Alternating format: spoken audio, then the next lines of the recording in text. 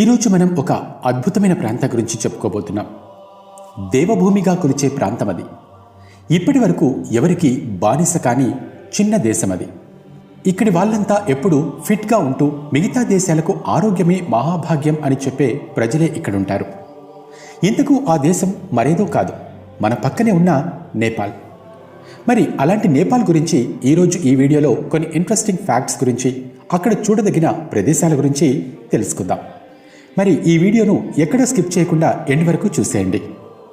Federal republic of నేపాల్లో జనాభా సుమారు 3 కోట్ల మంది ఉంటారు. జనాభా పరంగా నేపాల్ దేశం 69వ స్థానంలో ఉంది. ఇక నేపాల్లో 20% మంది ప్రజలు నగరాల్లో ఉంటే మిగతా 80% మంది పల్లెల్లో ఉంటారు. ఇకపోతే నేపాల్ను విజిట్ చేయాలనుకునే ఇండియన్స్ ఎవరైనా సరే ఎలాంటి వీసా లేకుండానే నేరుగా వెళ్ళిపోవచ్చు.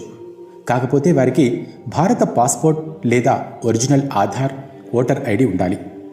ఖాట్మండూలో పశుపతినాథ్ ఆలయం, భక్తాపూర్లో యునెస్కో వరల్డ్ హెరిటేజ్ సైట్లు, చూడదగిన ప్రాంతాలు ఎన్నో ఉన్నాయి. పశుపతినాథ్ ఆలయం నేపాల్లో అత్యంత అద్భుతమైన ప్రదేశమని చెప్పొచ్చు. నేపాలీయులు శివుడిని జాతీయ దైవంగా కొలుస్తారు. ఖాట్మండులోని భాగమతి నది ఒడ్డున ఈ ఆలయం కనిపిస్తుంది. యునెస్కో వరల్డ్ హెరిటేజ్ సైట్స్లో, అలాగే 275 శైవ క్షేత్రాల్లో పశుపతినాథ్ ఆలయం కూడా ఒకటిగా నిలిచింది. ఈ దేవాలయంలోకి హిందువులకు మాత్రమే అనుమతి ఉంటుంది. దక్షిణ భారతదేశపు పూజారులు ఇక్కడి దేవదేవుడికి పూజాధికాలు నిర్వహిస్తారు. మహాశివరాత్రిని ఇక్కడ అంగరంగ వైభవంగా నిర్వహిస్తారు. ఈ పండుగ నాడు వేల సంఖ్యలో భక్తులు పశుపతినాథుడిని దర్శించుకుంటారు. ఉదయం పూట స్వామిని దర్శించుకుంటే ఎంతో ప్రశాంతంగా ఉంటుంది. ఇక మరో ఆలయం ముక్తినాథ్ దేవాలయం నేపాల్లోని ముస్తాంగ్ జిల్లాలో రాణిపవ్వా గ్రామానికి సమీపంలో ఉంది.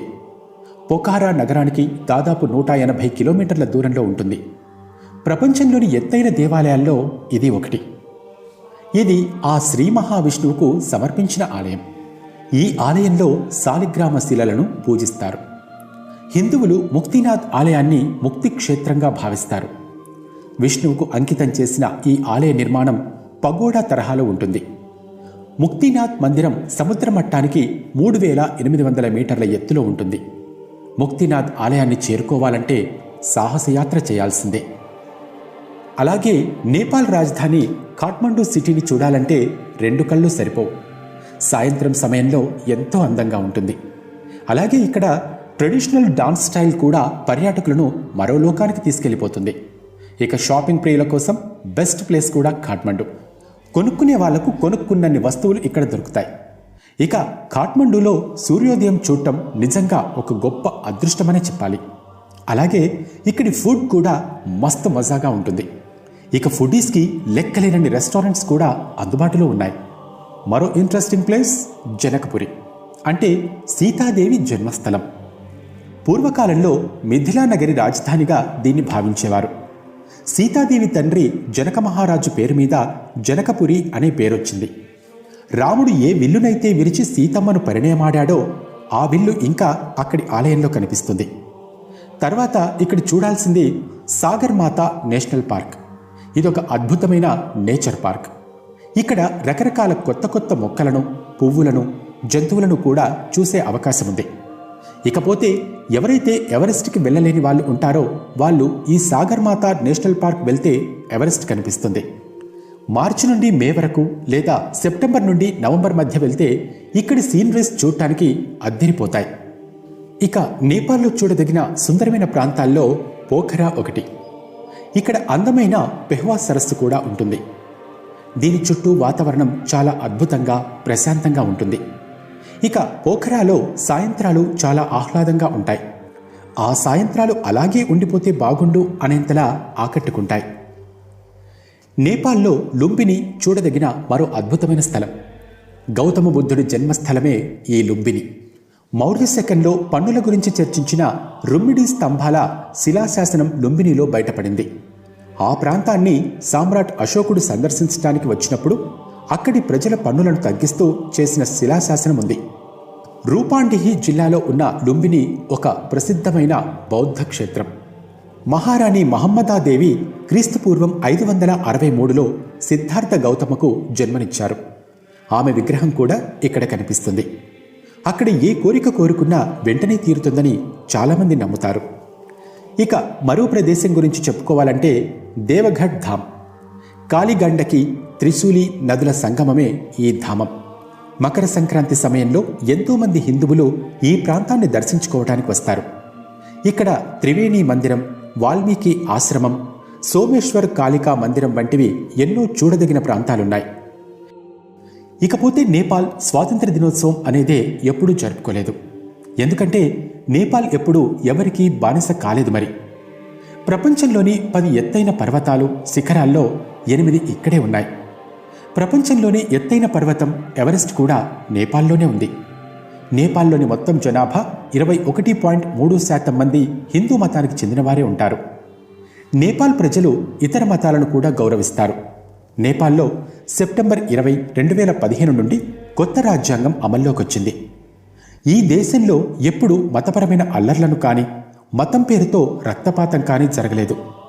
ఇక్కడి ప్రజలు దాదాపు 123 భాషలను ఉపయోగిస్తున్నారు. వినోద్ చౌదరి మొదటి నేపాలీగా చరిత్రకెక్కాడు. అలాగే ఇతను 2013 సంపన్నుల జాబితాలో చోటు సంపాదించాడు.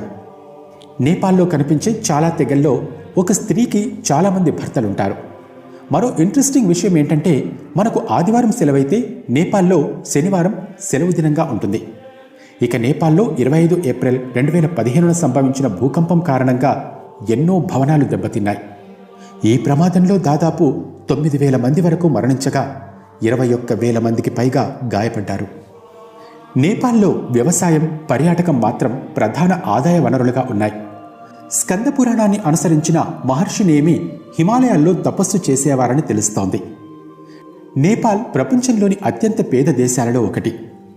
నేపాల్ పురాతన చరిత్ర అంతా ఖాట్మండు లోయ నుంచే ప్రారంభమవుతుంది.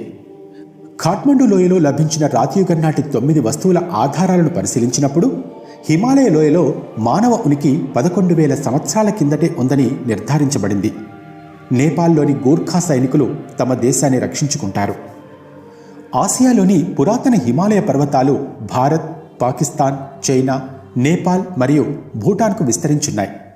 అలాగే 5 ప్రధాన నదులైన గంగా, బ్రహ్మపుత్ర, యాంగ్జీ, సింధు అన్నీ హిమాలయాల్లోనే పుట్టాయి. అందుకే హిమాలయాలు ప్రపంచంలో 3వ అతిపెద్ద ప్రదేశంగా చరిత్రకెక్కాయి. ఇక్కడ దాదాపు 15,000 హిమానీ నాదాలు కూడా ఉన్నాయి.